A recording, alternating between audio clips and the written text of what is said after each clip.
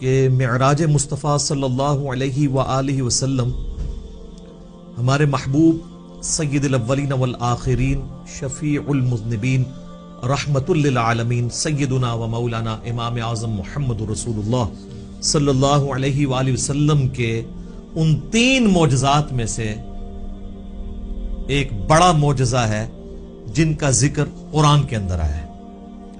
ہمارے محبوب صلی اللہ علیہ وآلہ وسلم کے 3 معجزات ایسے ہیں جن کا ذکر قرآن میں آیا، باقی بخاری اور مسلم میں تو درجنوں معجزات کا ذکر ہے، لیکن وہ 3 معجزے جن کو قرآن نے بھی بیان کیا ہے وہ سب سے زیادہ اہمیت کے حامل ہے، کیونکہ اس کا ذکر قرآن میں ہے۔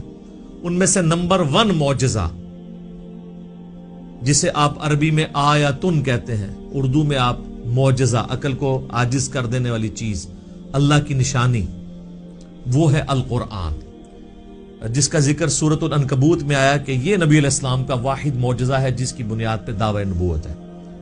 اور بخاری اور مسلم میں بھی کئی احادیث اس کو سپورٹیو ہیں۔ ایک وہ مشہور حدیث ہے بخاری اور مسلم کی کہ اللہ تعالیٰ نے ہر نبی کو کوئی نہ کوئی معجزہ دیا تھا، اور مجھے اللہ نے وحی یعنی قرآن کا معجزہ دیا ہے۔ میں اللہ سے امید کرتا ہوں سب سے زیادہ متبعین قیامت والے دن میرے ہوں گے، کیونکہ میرا معجزہ سب سے زیادہ یونیک ہے، یعنی کتاب کا معجزہ۔ اور دوسرا معجزہ آپ صلی اللہ علیہ وآلہ وسلم کا جو قرآن میں ذکر ہوا وہ شق القمر کا واقعہ ہے، جو سورۃ القمر کے سٹارٹ میں ہی آتا ہے، اقتربت الساعہ، قریب آ گئی قیامت، وانشق القمر، اور شق ہو گیا چاند۔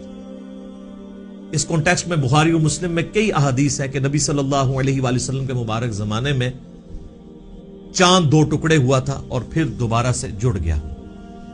تو یہ وہ دوسرا معجزہ ہے جس کا ذکر قرآن کے اندر آیا۔ اور تیسرا معجزہ ہے معراج النبی صلی اللہ علیہ وآلہ وسلم کا معجزہ۔ اس کی کوئی تاریخ ہمیں احادیث کی کتابوں میں نہیں ملتی، نہ کوئی مہینے کا پتہ ہے، یہ اندازہ ہی ہے، بہرحال ہمیں اس سے کوئی غرض نہیں ہے۔ اگر کوئی سمجھتا ہے کہ معراج کا مہینہ ہے اور 27ویں رات ہے اور اس اعتبار سے اس مہینے کے اندر اس واقعے کو یاد کیا جاتا ہے، تو اس میں کوئی ایسا مسئلہ نہیں ہے، بشرطے کہ اس میں قرآن و سنت سے جو چیزیں ثابت ہیں وہ بیان کی جائیں، قصے کہانیاں بیان نہ کی جائیں جو اکثر قصے اور کہانیاں بیان کی جاتی ہیں۔ تو یہ 3 معجزات ہیں جن کا ذکر اللہ تعالیٰ نے قرآن میں فرمایا ہے۔ اس میں ٹاپ آف دا لسٹ قرآن، اس کے بعد شق القمر والا یعنی چاند کے 2 ٹکڑے ہونے والا معجزہ، اور تیسرا معجزہ آپ صلی اللہ علیہ وآلہ وسلم کی معراج۔ اور یہ بھی یاد رکھیں، یہ جو معراج ہم عموماً بولتے ہیں یہ بھی غلط العام ہے۔ اصل میں اس معجزے کا نام ہے الاسراء والمعراج۔ نبی صلی اللہ علیہ وآلہ وسلم کا رات کا زمینی سفر الاسراء، اور المعراج، اور پھر آسمانی سفر۔ اور یہ دونوں سفر قرآن کے اندر موجود ہیں۔ جو زمینی سفر ہے الاسراء، وہ پارہ نمبر 15 ہمارا سٹارٹ اسی سے ہوتا ہے، سورہ بنی اسرائیل جو سورت نمبر 17 ہے اس کے آغاز میں ہی آتا ہے، اعوذ باللہ من الشیطان الرجیم، بسم اللہ الرحمن الرحیم، سبحان الذی اسری بعبدہ لیلا من المسجد الحرام الی المسجد الاقصی، پاک ہے وہ ذات جو اپنے بندے کو لے گئی راتوں رات مسجد حرام سے مسجد اقصی، ایک دور کی مسجد تک، جس کے ارد گرد برکتیں رکھی ہیں تاکہ ہم اپنے اس بندے خاص کو اپنی قدرت کی نشانیاں دکھائیں۔ الاسراء رات کا سفر، بیت اللہ سے لے کر مسجد ایلیا، یروشلم، بیت المقدس، یہ تینوں نام ایک ہی مسجد کے لیے، اور بعد میں وہاں پہ مسجد بھی بن گئی، حضرت عمر کے دور میں اس کا نام پھر مسجد اقصی رکھا گیا۔ قرآن جب نازل ہوا تھا وہاں اقصی لغت کے معنوں میں آیا تھا ایک دور کی مسجد، مسجد اقصی بعد میں بنائی گئی ہے، پہلے وہ بیت المقدس یا ایلیا یا یروشلم کہلاتا تھا۔ تو یہ ہے الاسراء، اور پھر وہاں سے آپ صلی اللہ علیہ وآلہ وسلم کو ایک براق پہ سوار کر کے آسمانوں کا سفر کروایا گیا 7ویں آسمان تک، اور پھر سدرۃ المنتہا، اس کا نام ہی ہے سدرۃ المنتہا، جہاں پہ مخلوق کی انتہا ہو جاتی ہے، وہاں تک، اسے ہم کہتے ہیں المعراج، یعنی اونچائی کا سفر آپ صلی اللہ علیہ وآلہ وسلم کا۔ اور اس کا ذکر جو ہے وہ سورۃ النجم، سورت نمبر 53 میں آیا ہے، جس میں وہ مشہور آیت بھی آتی ہے فَكَانَ قَابَ قَوْسَيْنِ أَوْ أَدْنَىٰ، جس کے اوپر انشاءاللہ میں ڈسکشن بھی کر دوں گا۔ یہ یاد رکھیے گا میرے بھائیو، الاسراء والمعراج یہ پیورلی آپ صلی اللہ علیہ وآلہ وسلم کا جسمانی پلس روحانی سفر ہے. یہ کوئی خواب کا واقعہ نہیں ہے, کوئی روحانی ایکسپیرینس نہیں ہے. اگر یہ خواب کا واقعہ ہوتا تو کفار مکہ کو بھی ماننے میں آر نہ ہوتی. خواب میں تو بہت کچھ انسان دیکھ لیتا ہے. تو یہ جسمانی پلس روحانی ایکسپیرینس ہے. اور اس کے ساتھ یہ بھی یاد رکھنا ہے کہ اس کا موڈ برزخی ہے, یعنی اس کو اس دن کوئی دیکھ کے آبزرو نہیں کر سکتا تھا, الا یہ کہ اللہ نے کوئی ایک خاص منظر کسی کو دکھا دیا ہو, وہ الگ بات. ورنہ یروشلم میں آلموسٹ 100,000 کے قریب انبیاء جمع ہوئے. صحیح مسلم میں آتا ہے, یہاں تک کہ آپ صلی اللہ علیہ وآلہ وسلم نے فرمایا کہ مجھے جبرائیل علیہ السلام نے تمام نبیوں کا امام بھی وہاں پر بنایا. میرے بھائی, ہمارے شہر میں 100,000 بندہ جمع ہو جائے رات کے وقت تو تھرتھلی پڑ جائے گی, اور اس زمانے کے اندر. لیکن کسی نے وہ منظر دیکھا نہیں ہے, وہ ان سین بیریئر تھا. اور بیسیکلی یہ اس لیے کروایا گیا, جو سورہ آل عمران میں آیا تھا نا کہ اللہ تعالیٰ نے انبیاء کی ارواح سے عہد لیا تھا کہ اگر میں تمہیں حکمت دوں, نبوت دوں, اور پھر میرا کوئی پیغمبر تم میں آ جائے تو تم نے اس پیغمبر کی تصدیق کرنی ہے, جس طرح کہ یحییٰ علیہ السلام نے حضرت عیسیٰ علیہ السلام کی.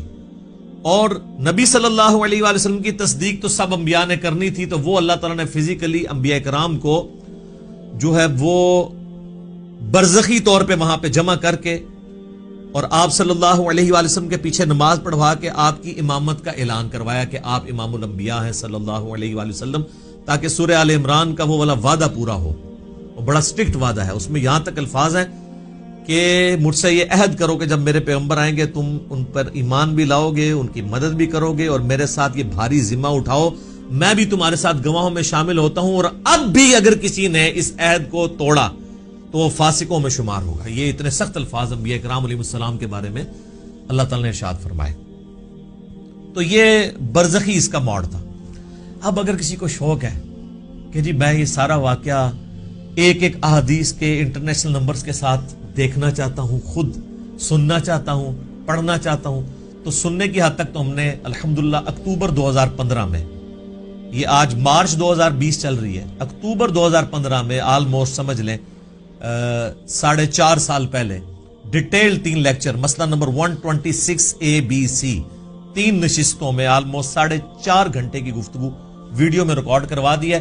ایک ایک حدیث کا میں نے انٹرنیشنل نمبر بھی بتایا, تو وہ آپ دیکھیں, ہم اس ویڈیو کے نیچے بھی اس کے ڈسکرپشن میں لنک لگا دیں گے. اور اس سے بھی بہتر یہ ہے کہ مرنے سے پہلے اے مسلمان کر لے اس پہ غور. کتابوں کا خدا اور ہے, بابوں کا خدا اور, کتابوں کا دین اور ہے, بابوں کا دین اور, کتابوں کی معراج اور ہے, بابوں کی معراج اور. کتابیں خود کھول کے پڑھیں, وہ میں آپ کو حوالہ دے دیتا ہوں.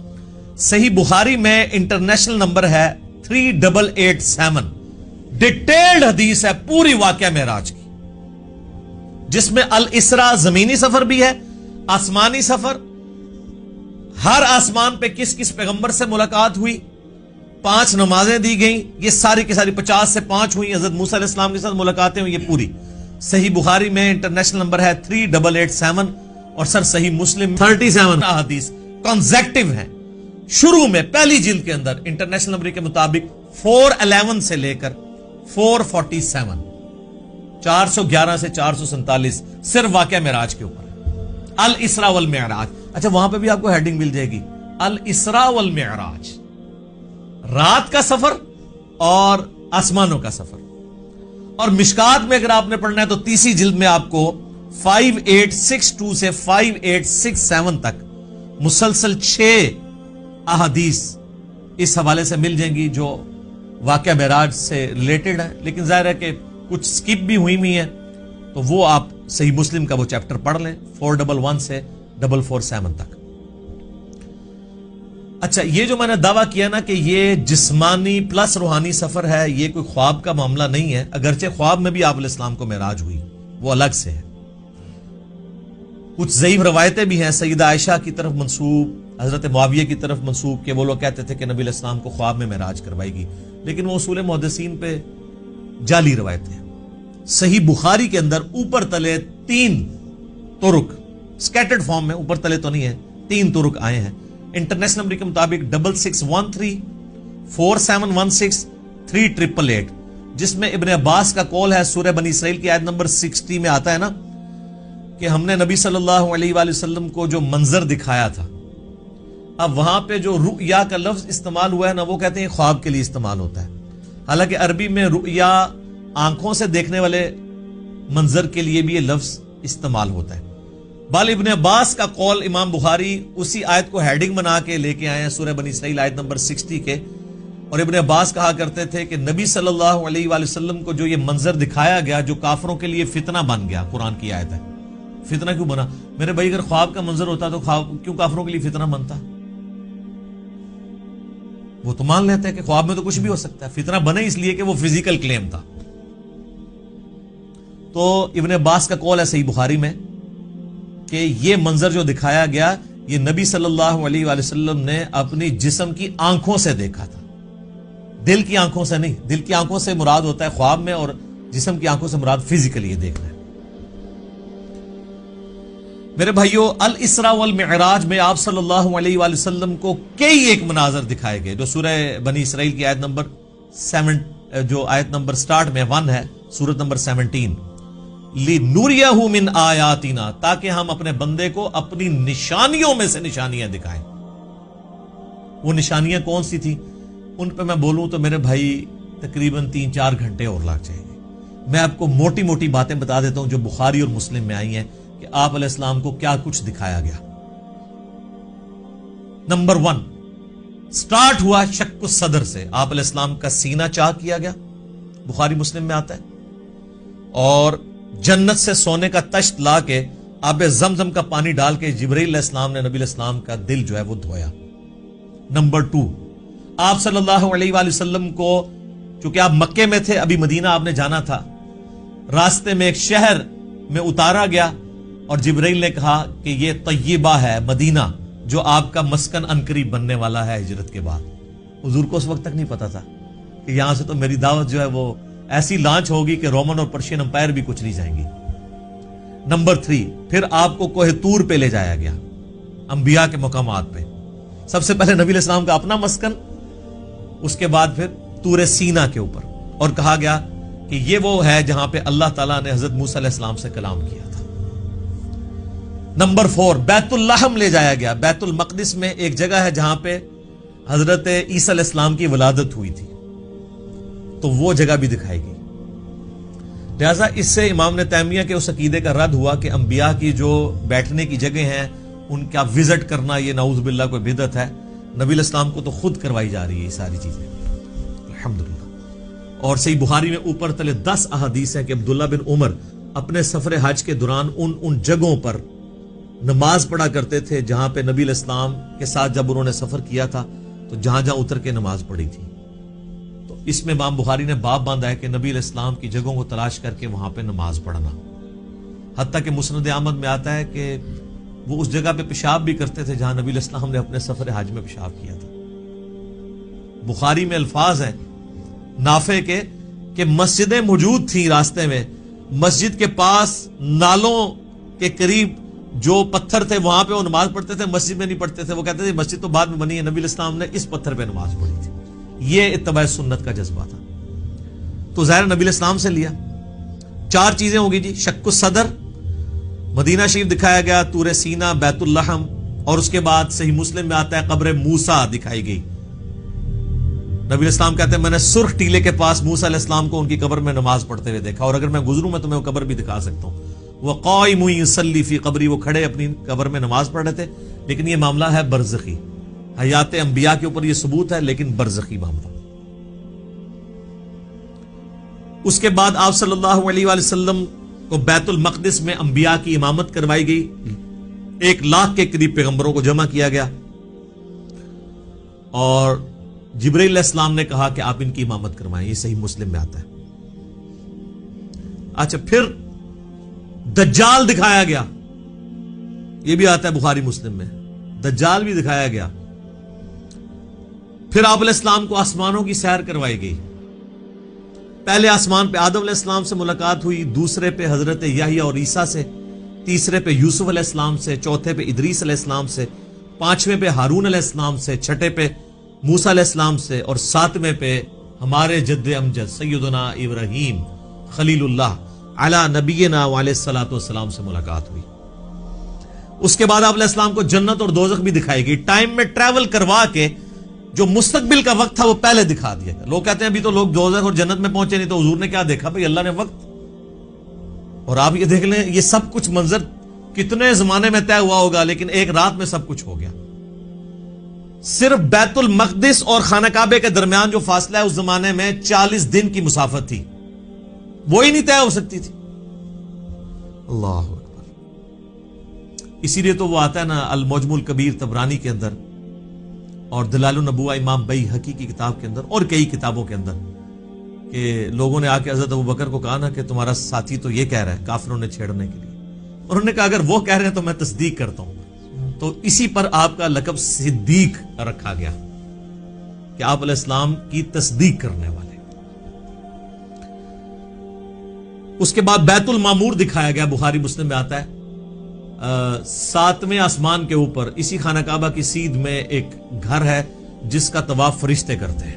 بیت المعمور وہ دکھایا گیا. اور سب سے بڑھ کے آپ کو سدرۃ المنتہا تک لے جایا گیا. یہ آخری حد ہے. زمین سے جتنی مخلوقات ہیں یا فرشتے ہیں وہ بھی سدرۃ المنتہا سے آگے نہیں جا سکتے. اس کا نام ہی ہے انتہا, مخلوق کی انتہا ہے. باقی لوگوں نے آگے کہانیاں بنا لی ہیں کہ جی نبی علیہ السلام سدرۃ المنتہا سے بھی آگے چلے گئے. بالکل جھوٹ ہے.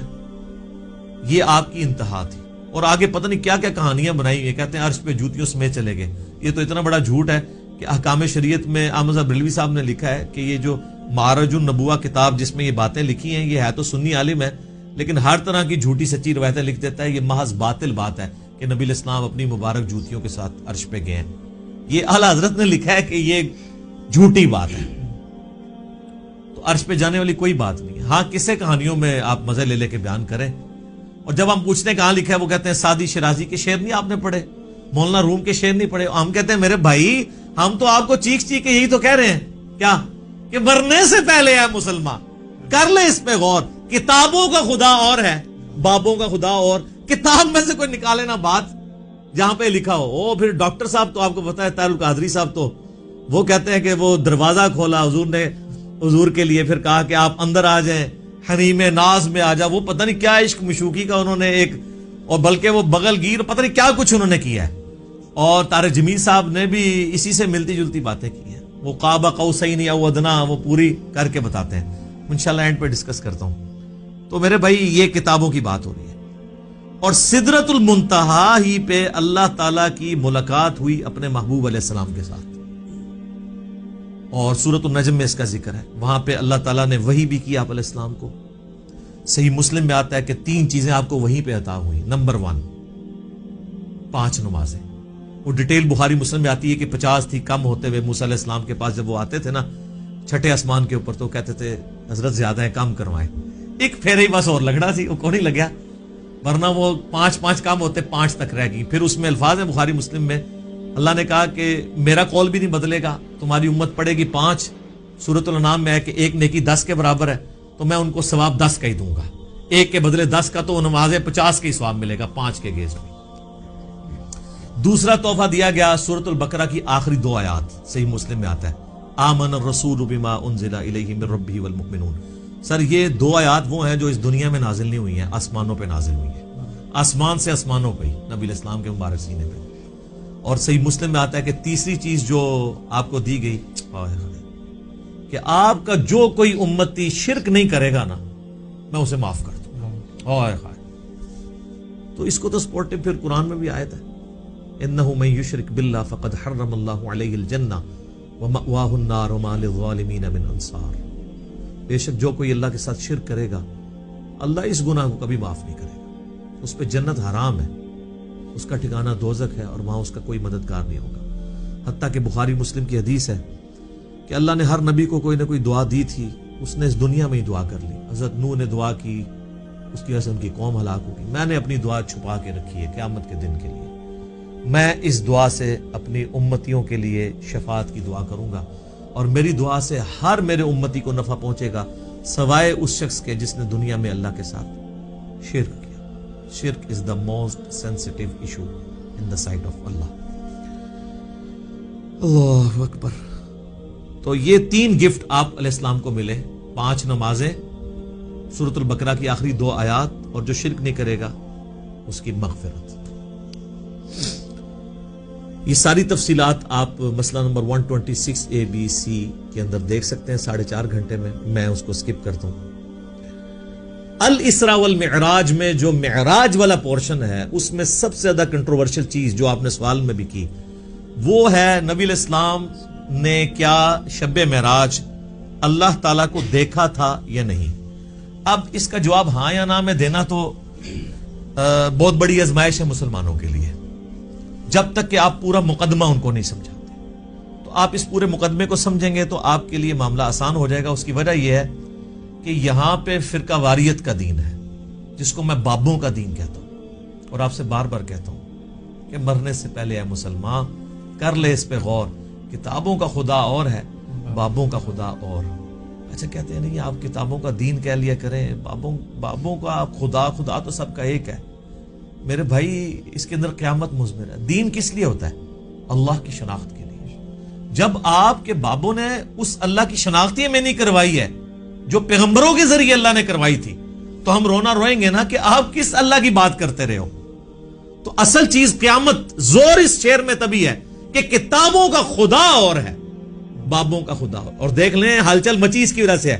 اگر میں کہتا کتابوں کا دین اور ہے بابوں کا دین اور، تو کسی کو کچھ نہیں تھا ہونا. یہ اندر جو ہلچل مچتی ہے نا، وہ کہتے ہیں یار ہم پتہ نہیں کس خدا کو مان رہے ہیں، کتابوں والے خدا کو کسی اور کو نہ مان رہی ہوئی ہے. تو یہ تو میں نے ڈیٹیکٹ کیا تھا قرآن سے.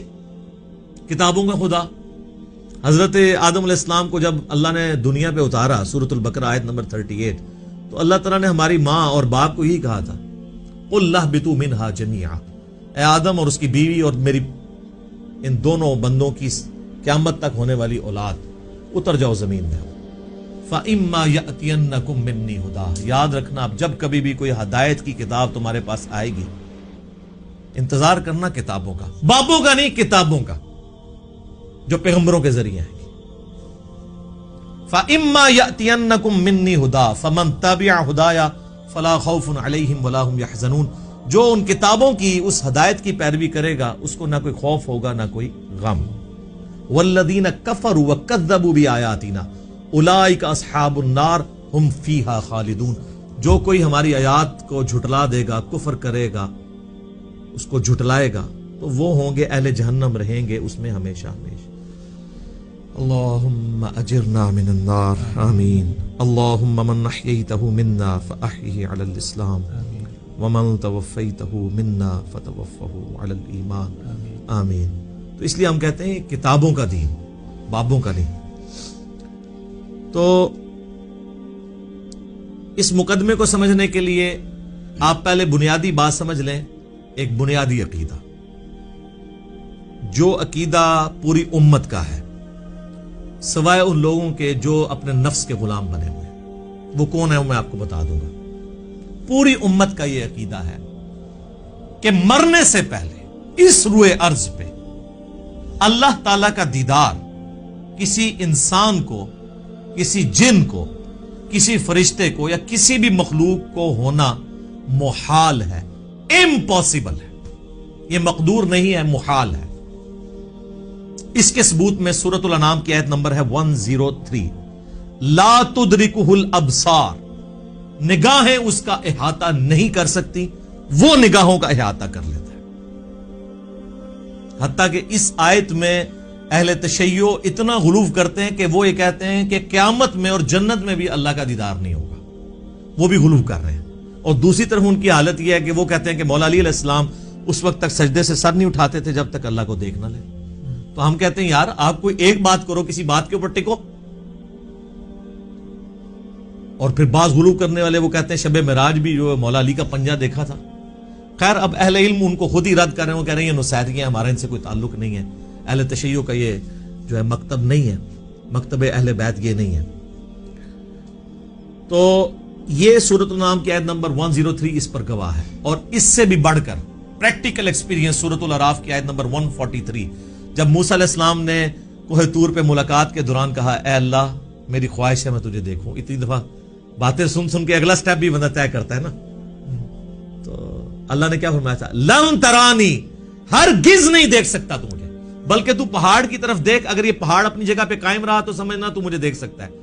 تو قرآن کے الفاظ ہیں پہاڑ پہ اللہ نے صرف تجلی کی تو وہ ریزہ ریزہ ہو گیا، اور موسیٰ علیہ السلام انڈائریکٹ وہ تجلی دیکھنے سے بے ہوش ہو کے گر پڑے. اور اس کے بعد ان کا اللہ میں تیرے طرف رجوع لاتا ہوں، اب دوبارہ میں یہ بات نہیں کروں گا. تو اگر موسیٰ علیہ السلام کو زیارت نہیں ہو سکتی اللہ تعالیٰ کی اس دنیا میں، تو موسیٰ علیہ السلام سے بڑھ کے تو کوئی بھی نہیں ہو سکتا. تو اب اگر موسیٰ علیہ السلام کے سوا کوئی شخص یہ دعویٰ کرے کہ اس نے اللہ کو دیکھا ہے، تو پھر ہم اسے غلام احمد قادیانی کا بھائی کہیں گے نا، جس طرح اس نے جھوٹا دعوے نبوت کیا. یہ کم از کم اسے کہنا چاہیے کہ تو جھوٹ بولتا ہے، یا تو پھر یہ کلیم کرتا ہے کہ تو مسلمان ہو کے موسیٰ علیہ السلام سے بڑا مرتبہ رکھتا ہے. حالانکہ موسیٰ علیہ السلام تو اولو العزم پیغمبروں میں سے ہے، جو سورہ شورا کے اندر آیا ہے. 5 اولو العزم پیغمبر ہیں. نمبر 1 ہمارے محبوب علیہ السلام، اس کے بعد حضرت ابراہیم علیہ السلام، پھر نوح علیہ السلام، موسیٰ علیہ السلام اور عیسیٰ علیہ السلام. تو اولو العزم پیغمبروں سے بھی آگے بڑھ گیا. تو پھر ہم یہی کہیں گے نا. سورۃ الحجر کی آیت نمبر 99 آخری آیت میں بھی آیا ہے، وَاعْبُدْ رَبَّكَ حَتَّى يَأْتِيَكَ الْيَقِينُ، اپنے رب کی عبادت کرتے جاؤ یہاں تک کہ تمہیں یقین نصیب ہو جائے، تمہیں موت آ جائے. تمام نے اس یقین کا ترجمہ موت کیا ہے. مرنے سے پہلے یقین نہیں آ سکتا، کیونکہ یقین اس وقت آتا ہے جب آپ فزیکلی دیکھ لیں. تو یہی تو آپ کو انعام ہے، ان الذین یخشون ربهم بالغیب لهم مغفرۃ واجر کبیر. جو بغیر دیکھے اپنے رب سے ڈرتے ہیں ان کے لیے ہے مغفرت اور بہت بڑا اجر. اور صحیح مسلم میں انٹرنیشنل نمبر کے مطابق 7356 نمبر حدیث ہے دجال کے کانٹیکسٹ میں.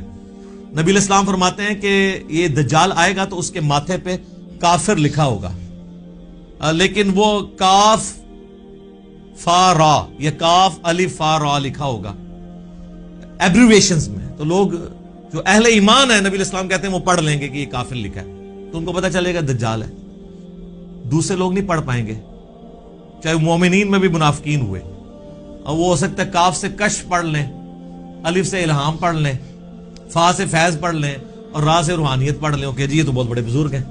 اچھا، اس حدیث میں 7356 میں آتا ہے کہ نبی علیہ السلام نے فرمایا کہ وہ خدائی کا دعویٰ کرے گا دجال. یاد رکھو تم میں سے کوئی شخص اپنے رب عز و جل کو نہیں دیکھ سکتا یہاں تک کہ اسے موت آ جائے. یہ الفاظ ہے. کیا مطلب؟ کہ مرنے سے پہلے کوئی اللہ کو نہیں دیکھ سکتا، مرنے کے بعد دیکھیں گے انشاءاللہ. تو مرنے سے پہلے آپ نہیں دیکھ سکتے. تو آپ بھی مرنے سے پہلے ہے مسلمان، کر لے اس پہ غور. کتابوں کا خدا اور ہے، بابوں کا خدا اور. اب آپ سوچ رہے ہوں کہ بابوں نے کیا کام ڈالا ہوا ہے، تو اے ہوں آگے جے کام کی پایا جی انہوں نے. اے دے تسی کتابوں نے خدا دی تعریف سن لی.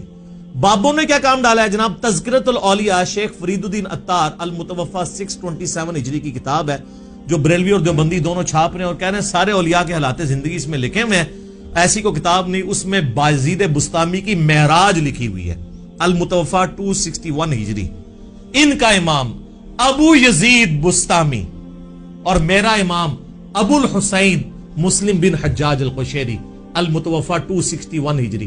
وہ بھی 261 میں فوت ہوئے ہیں، یہ بھی 261 میں فوت ہوئے ہیں. تو آپ لوگوں نے مایوس نہیں ہونا. ان لوگوں کے بارے میں تو مجھے یقین ہے کہ یہ لوگ تو اللہ کے دیدار سے محروم ہوں گے جنہوں نے بد عقیدگیاں پھیلائی ہیں. لیکن آپ لوگ مایوس نہ ہوں. ہر مؤمن کو قیامت کے دن اللہ تعالیٰ کا دیدار ہوگا اور جنت میں بھی دیدار ہوگا انشاءاللہ تعالیٰ. اس پہ درجنوں احادیث بخاری مسلم کی اور قرآن کی آیات بھی گواہ ہیں. اور آپ دیکھیں دنیا میں بھی اللہ نے ایک تھوڑا سا ماڈل رکھا ہوا ہے. نماز مؤمن کی معراج ہے. کیوں کہا جاتا ہے؟ نماز معراج النبی میں تحفہ ملا ہے.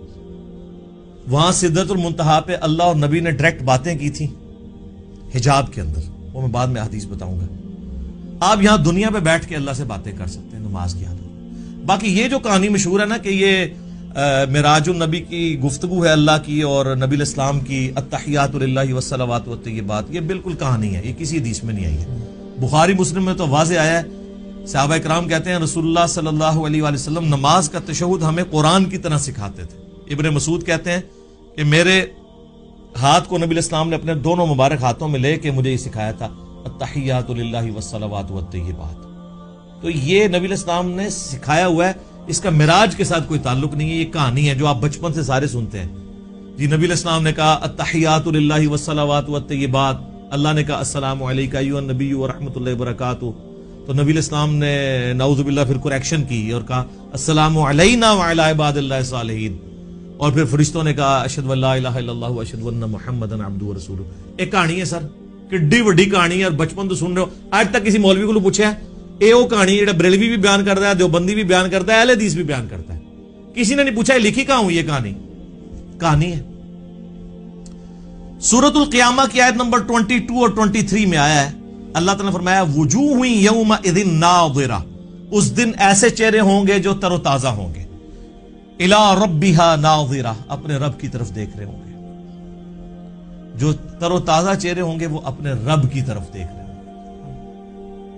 اچھا بعض لوگ کہتے ہیں نہیں جی وہ یہاں دیکھنے سے مراد ہے کہ وہ رحمت کا انتظار کر رہے ہوں گے، وہ جنہوں نے نہیں ماننا.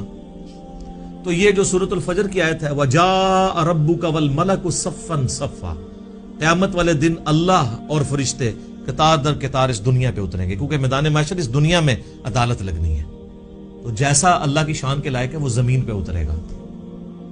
اور پھر اس کا کلائمیکس ہے سورۃ المطففین آیت نمبر 15، کَلَّا إِنَّهُمْ عَنْ رَبِّهِمْ يَوْمَئِذٍ لَمَحْجُوبُونَ. اللہ تعالیٰ کافروں کے بارے میں فرماتا ہے کہ ضرور بر ضرور اللہ کے جو منکر ہیں وہ اپنے رب کے دیدار سے اوٹ میں کر دیے جائیں گے قیامت والے دن.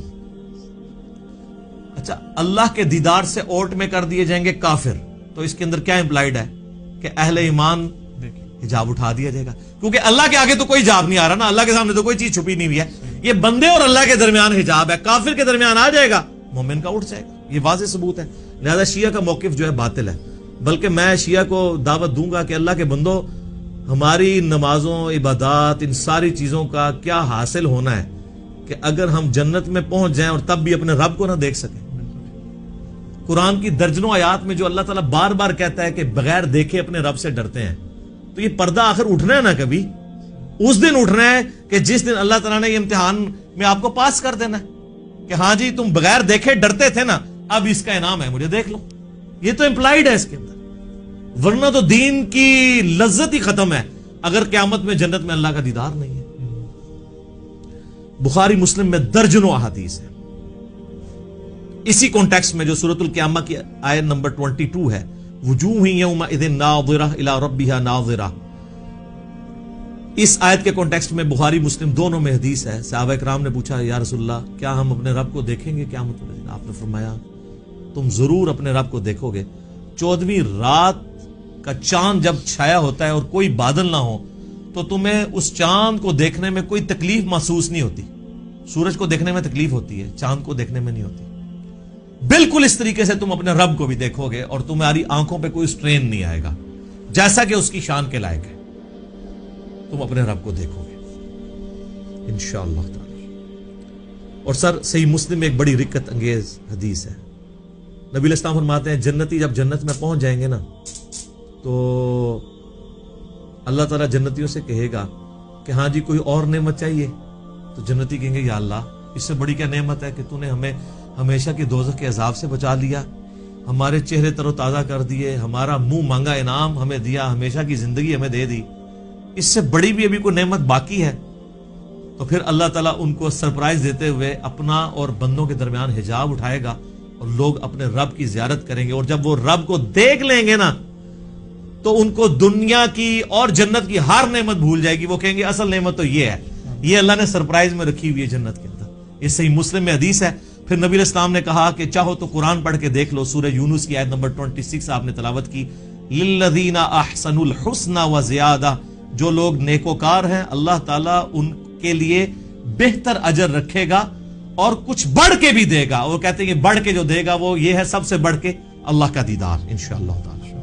اور پھر صحیح مسلم کی وہی حدیث جو دجال والی میں نے بیان کی 7356 کہ تم میں سے کوئی اپنے رب عز و جل کو نہیں دیکھ سکتا یہاں تک کہ وہ مر نہ جائے. تو مرنے کے بعد انشاءاللہ تعالی اللہ کا دیدار ہوگا. اور مرنے سے پہلے ہے مسلمان کر لے اس پہ غور، کتابوں کا خدا اور ہے، بابوں کا خدا اور. اور یقین کر جب تو یہ غور کرے گا نا تو تیرے اندر سے آواز نکلے گی کیا کہ نہ میں وابی نہ میں بابی نہ میں سو کارڈ وابی تے نہ میں بابیاں دا دفاع کرنے والا بابی، میں ہوں مسلم علمی کتاب انشاءاللہ تعالی۔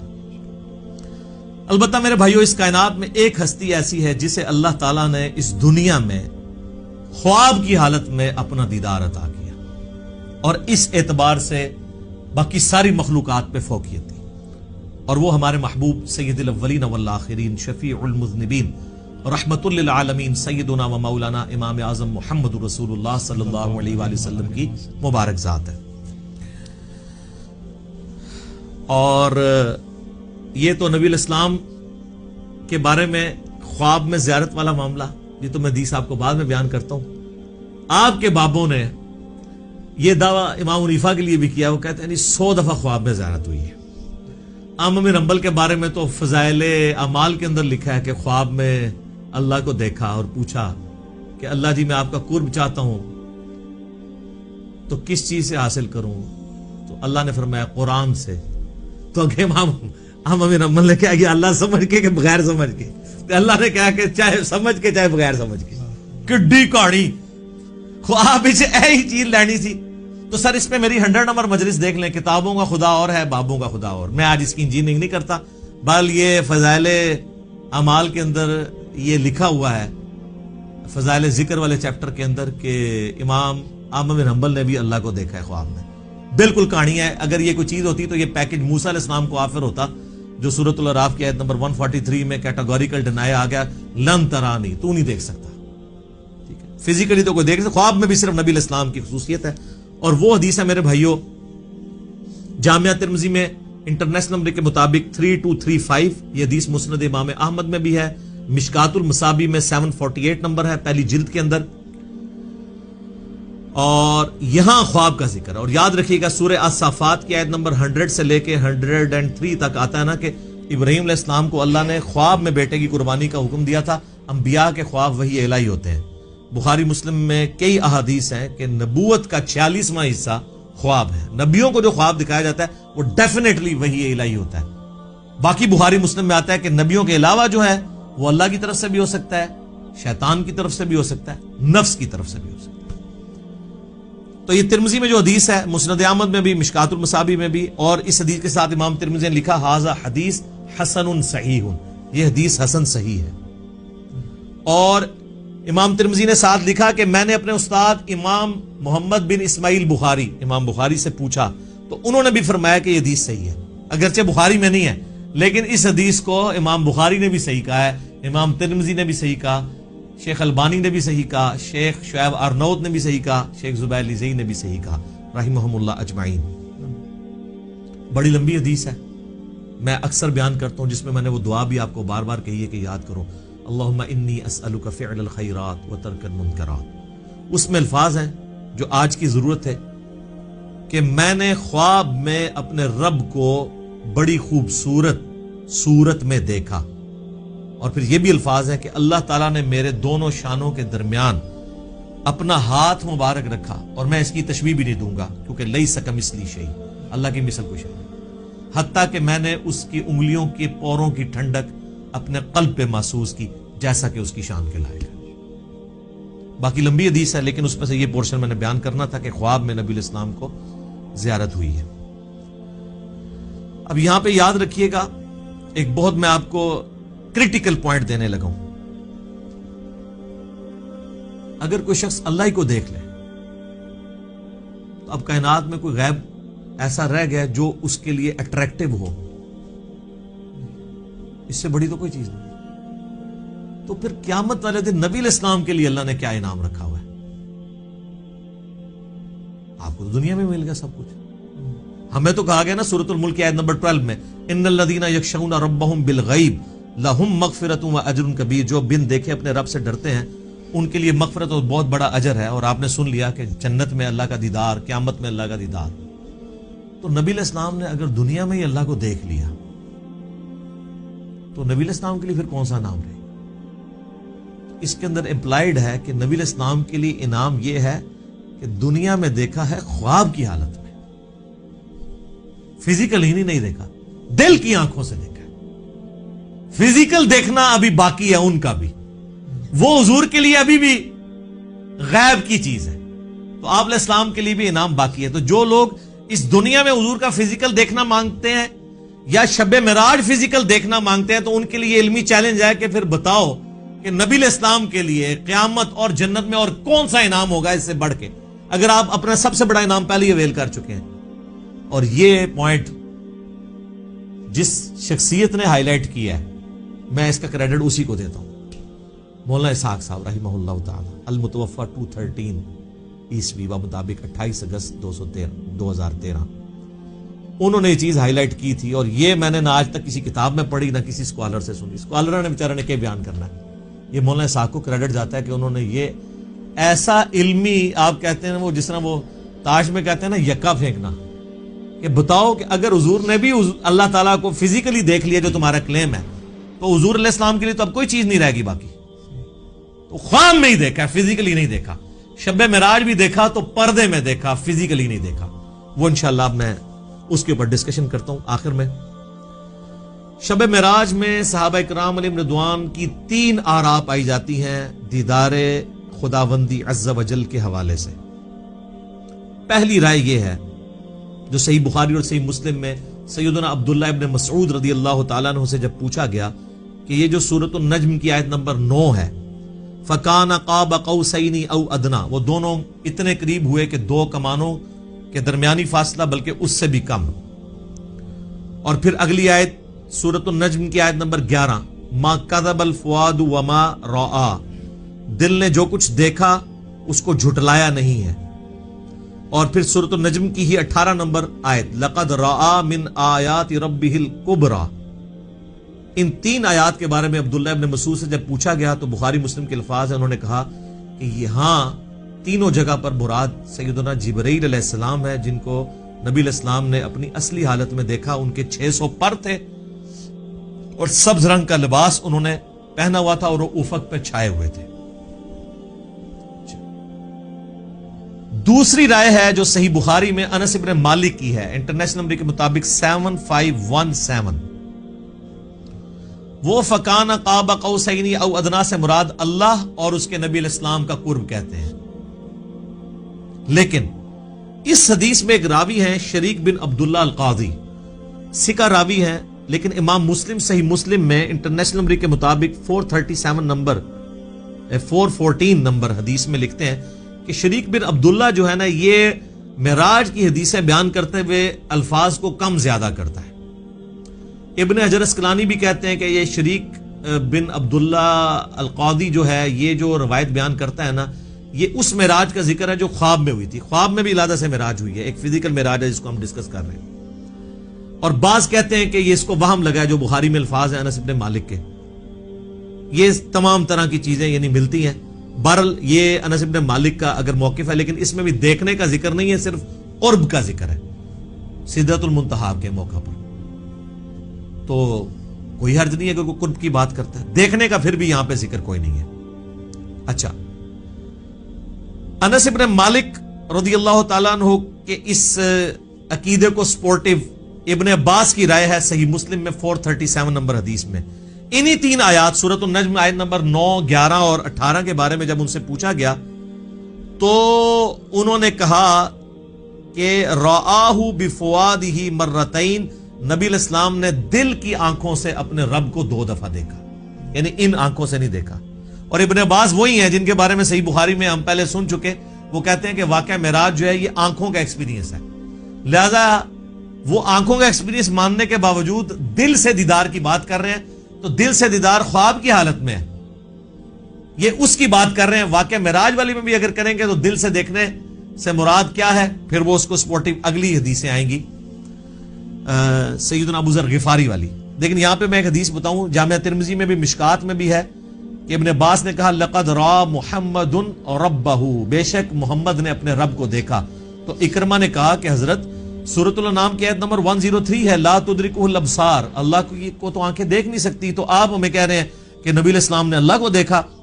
तो फरमाया कि ये उस वक्त है जब अल्लाह ताला अपने नूर के साथ तजल्ली फरमाए। यहां देखने से मुराद दिल से देखना है, تو وہ تو دل سے دیکھنا، خواب میں دیکھنا، جو ترمذی سے بیان کر دیا. تو ابن عباس بھی یہ مانتے ہیں کہ اللہ تعالیٰ کی جو نورانی تجلی، جو اللہ تعالیٰ کی ذات ہے، اس کو نبی علیہ السلام نے نہیں دیکھا. بعض لوگ ان حدیثوں سے سہارا لیتے ہیں لیکن اس کی ایکسپلینیشن اسی میں موجود ہے. پھر صحیح مسلم میں ایک حدیث ہے 443. ابو ذر غفاری کہتے ہیں کہ میں نے رسول اللہ سے پوچھا کہ نبی علیہ السلام یہ بتائیے کہ کیا آپ نے معراج میں اپنے رب کو دیکھا تھا؟ تو سر اب آپ لوگ بھی مان جائیں. رسول اللہ نے فرمایا کہ میں رب کو کیسے دیکھ سکتا ہوں، وہ تو نور ہے. کلیئر ہو گیا. اچھا، اس سے اگلی حدیث ہے صحیح مسلم میں 444.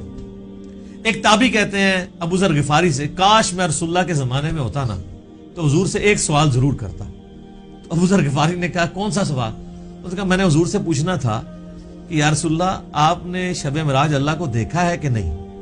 اس سے کم از کم یہ تو کلیئر ہوا کہ صحابہ کے زمانے میں بھی یہ بحثیں چلتی تھیں. لہٰذا یہ آج کل جو ان باتوں میں کتاب و سنت بیان کرتے ہیں تو اس کو یہ صوفی ٹائپ لوگ کہتے ہیں، یہ لوگ جو ہیں یہ وہابی ہیں، یہ گستاخ ہیں، یہ حضور کی کمزوریاں تلاش کرتے ہیں. ان کے لیے بہت بڑی پھکی ہے کہ یہ سارے پھر اس زمانے میں موجود تھے. تابعین کہہ رہے ہیں ابو ذر غفاری کو کہ ہم حضور کے زمانے میں ہوتے ہیں نا تو حضور سے پوچھتے کہ یا رسول اللہ آپ نے اس کا مطلب تابعین کو صحابہ نے یہ عقیدہ نہیں بتایا. Point to be noted. تو ابو ذر غفاری نے کہا او بچے تو نے کیا پوچھنا ہے، میں خود پوچھ چکا ہوں حضور سے. اچھا، تو وہ کہتے ہیں میں نے جب رسول اللہ سے پوچھا تھا تو آپ علیہ السلام نے فرمایا کہ میں نے شب معراج ایک نور دیکھا تھا. یہ نہیں کہا، سوال ہو رہا ہے کہ کیا آپ نے اللہ کو دیکھا تھا، تو جواب میں ہونا چاہیے تھا ہاں میں نے اللہ کو دیکھا. جواب کیا دیا؟ میں نے ایک نور کو دیکھا تھا. ابو ذر غفاری کہہ رہے ہیں کہ حضور نے مجھے یہ جواب دیا. اس کی ایکسپلینیشن اس سے اگلی حدیثوں میں ہو رہی ہے. سر امام مسلم نے یقین کرے نا، وہ کہتے ہیں نا ایک سجی، پھر کھبی، پھر اتو، پھر تلو، کنزیکٹیو حدیثاں جی 443 444 اور اس سے اگلی 445 اور پھر اس سے اگلی 446 ابو سعید خدری سے کہ نبی علیہ السلام نے فرمایا کہ اللہ کا اپنی مخلوق سے جو پردہ ہے وہ نور کا پردہ ہے. اگر وہ نور کا پردہ ہٹ جائے تو مخلوق تباہ و برباد ہو جائے، تجلی کی تاب نہیں لا سکتی. تو وہ جو آیا مسلم میں کہ میں نے نور دیکھا تھا تو وہ کیا تھا؟ اللہ اور محمد رسول اللہ کے درمیان وہ پردہ تھا. کیونکہ اگلی حدیثوں میں آتا ہے کہ نور وہ پردہ ہے، ورنہ تو کہتے ہیں میں نے اللہ کا نور دیکھا. کہا میں نے ایک نور دیکھا تھا. اور 443 میں کیا ہے کہ میں اسے کیسے دیکھ سکتا ہوں، وہ تو نور ہے. اس کا اپنا نور نہیں دیکھا، پردے والا نور دیکھا. وہ ہٹ جائے تو مخلوق تباہ و برباد ہو جائے. بالکل کلیئر کٹ ہے. اچھا، یہ تو ہوگی وہ والی دوسری والی رائے اور اس کی ایکسپلینیشن. اب اینڈ پہ میں آپ کو اپنی اماں کی رائے بتاتا ہوں جو آپ کو ہضم نہیں ہونی کبھی بھی. سر اماں نے جو کیا ہے نا اس امت کے ساتھ احسان، اور صوفیوں کے ساتھ ان کے سارے عقیدوں کو پیسیفک اوشن میں پھینک دیا. بخاری و مسلم دونوں میں حدیث ہے. اما عائشہ تو انس ابن مالک، ابن عباس، ابن مسعود، ابو ذر غفاری، ابو سعید خدری جو یہ حدیثیں بیان کر رہے ہیں ان سب کو پیچھے چھوڑ جاتی ہیں. یہ آیات میں تو صحابہ کی آراء ہے نا، اور اما خود کہہ رہی ہیں کہ ان آیتوں کے بارے میں وہ پہلی امتی ہوں جنہوں نے رسول اللہ سے ڈائریکٹ ان آیات کی تفسیر پوچھی ہوئی ہے. تو اب پیچھے کوئی چیز رہ جاتی ہے؟ تو سر مرنے سے پہلے اے مسلمان کر لے اس پہ غور. کتابوں کا خدا اور ہے، بابوں کا خدا اور.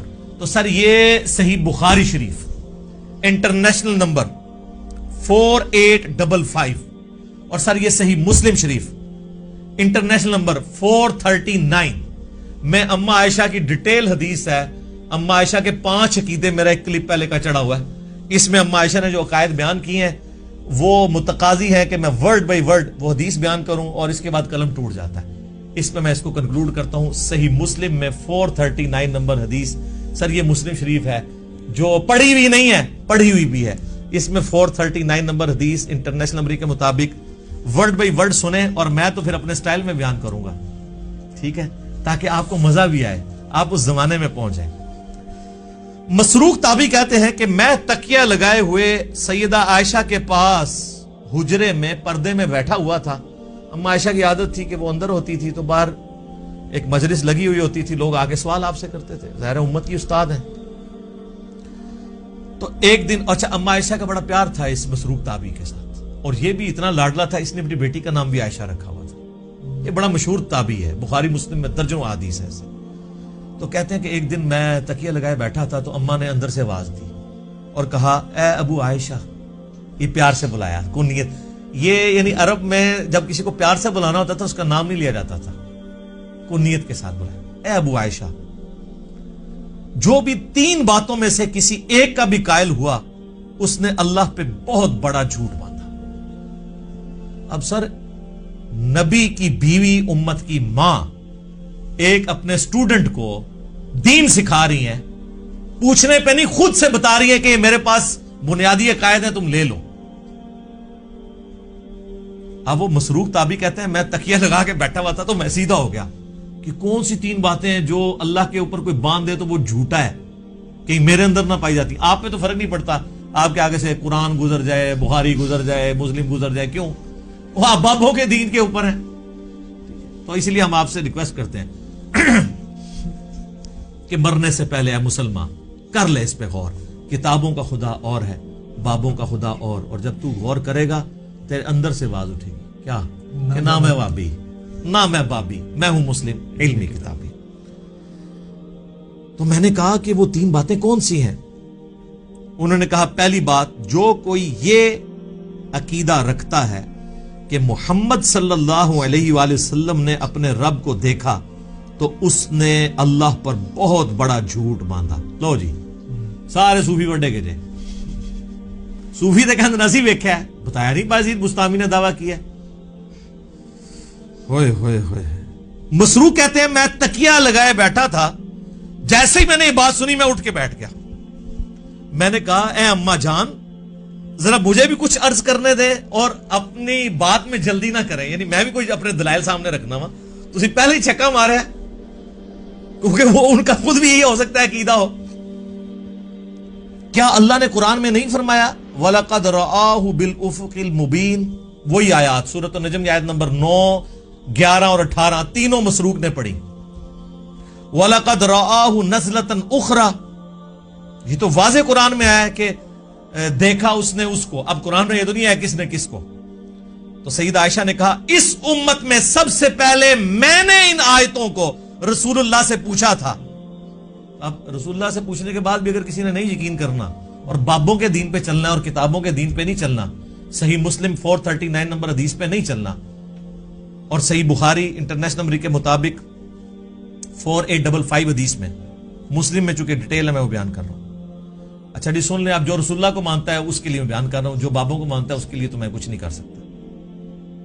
تو آپ علیہ السلام نے فرمایا کہ ان آیات میں مراد جبرائیل علیہ السلام ہے, یعنی میں نے جبرائیل علیہ السلام کو دیکھا, میں نے ان کو ان کی اصلی صورت پر دیکھا, اور 2 بار ایسا ہوا. ان آیات میں اسی کا ذکر ہے کہ ان کو وہ اس وقت وہ اتر رہے تھے آسمان سے, اور ان کے تن و توش کی بڑائی نے آسمان سے زمین تک روک رکھا تھا, افق پہ پھیلے ہوئے تھے, وہی جو عبداللہ ابن مسعود نے کہا.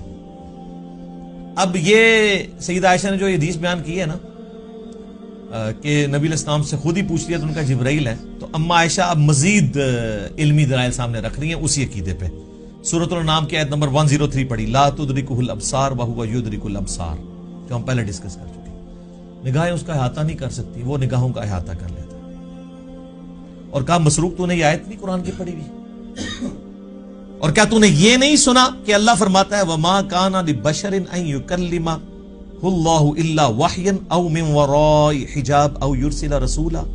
سورہ شورى کی آیات, کہ کسی انسان کی تو یہ اہلیت ہی نہیں ہے کہ اللہ تعالیٰ اس سے کلام کرے سوائے اس کے کہ اس پہ وحی کر دے, یعنی چپکے سے اس کے دل میں بات ڈال دے, یا حجاب میں گفتگو کرے جس طرح کہ سدرۃ المنتہا پہ ہوئی, یا اس کی طرف کوئی رسول بھیجے یعنی جبرائیل علیہ السلام کو پیغمبر.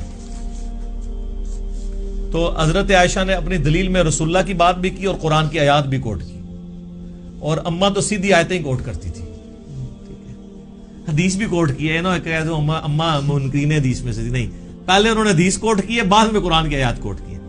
مسروق دوسری بات یہ ہے کہ جو کوئی خیال کرے کہ رسول اللہ صلی اللہ علیہ وآلہ وسلم نے اللہ کی کتاب میں سے کچھ حصہ چھپا لیا تھا تو اس نے بڑا جھوٹ باندھا. اب ایسی سلسلہ خاص گلاں خاص نو میرا پچھلے دن کلپ ریکارڈ ہو گیا حضرت ویسے کرنی والا اور علم لدنی والا حضرت خضر علیہ السلام والا, وہ دیکھ لو, میں ساری کہانیاں نہ دکھو لیں, تخت بلقیس والا بھی دیکھ لیں, سب کچھ ٹھپے گئے. تو اما عائشہ کہتی ہے جس نے کہا نا رسول اللہ نے کچھ چھپا لیا تھا, یہ بھی کہتے ہیں خاص باتیں خاص لوگوں کو بتائی تھی, اس نے بھی اللہ پر جھوٹ باندھا. کیا تم نے قرآن میں اللہ کا فرمان نہیں سنا, یا ایھا الرسول بلغ ما انزل الیک من ربک وان لم تفعل فما بلغت رسالتہ. اے رسول اللہ, جو آپ کی طرف نازل ہوا ہے اللہ کی طرف سے وہ اپنی امتیوں تک پہنچا دیں, اور اگر آپ نے نہ پہنچایا اس کو تو آپ نے رسالت کا حق نہیں ادا کیا. تو رسول اللہ نے سارا دین سب کو ٹرانسفر کیا. علم لدنی پہ میرا حضرت خضر علیہ السلام والا کلپ دیکھ لیں, میں نے پوری ان کی کہانیاں کھول کھول کے بیان کی ہیں بخاری مسلم سے, وہاں بھی آیت کوٹ کی تھی. اچھا, اور پھر کا مسروق تیسرا عقیدہ یہ ہے کہ جو کوئی کہے کہ رسول اللہ یہ جان لیتے تھے کہ کل کیا ہونے والا ہے, یعنی آئندہ کا حال, علم غیب, تو اس نے بھی اللہ پر جھوٹ باندھا, کیونکہ اللہ تعالیٰ قرآن میں فرماتا ہے قُلْ لَا يَعْلَمُ مَنْ فِي السَّمَاوَاتِ وَالْأَرْضِ الْغَيْبِ إِلَّا اللَّهِ. اے نبی فرما دو آسمانوں اور زمین میں غیب کو کوئی نہیں جانتا سوائے اس کے. ہاں, اس کے بتانے سے اگر کوئی غیبی خبر دے وہ الگ معاملہ ہے, لیکن مطلقاً علم الغیب اس کے ساتھ خاص ہے, عالم الغیب وہ ہے.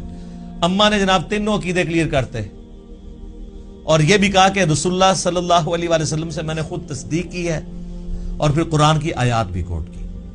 تو ہم تو یہی کر سکتے تھے کہ کھول کھول کے چیزیں بیان کر دیتے. میرے خیال ہے اس کے بعد کوئی گنجائش نہیں رہی ہے. میں نے اس پہلے سوال کو تفصیلاً اس لیے بیان کیا تاکہ کسی کے ذہن میں اگر کوئی وسوسہ ہے تو وہ کلیئر ہو جائے, کیونکہ یہ رجب المرجب کا آخری عشرہ ہے, معراج کے اوپر باتیں ہو رہی ہیں. انشاءاللہ ہماری یہ ویڈیو اپلوڈ ہوگی, اور اب میں کیا کروں میرے بھائی, اتنے میں فی البدی حوالے اس میں دے دیتا ہوں کہ اس کے اوپر پھر ہمیں ریفرنسز لگاتے ہوئے ڈزنز آف ورکنگ آور چاہیے ہوتے ہیں.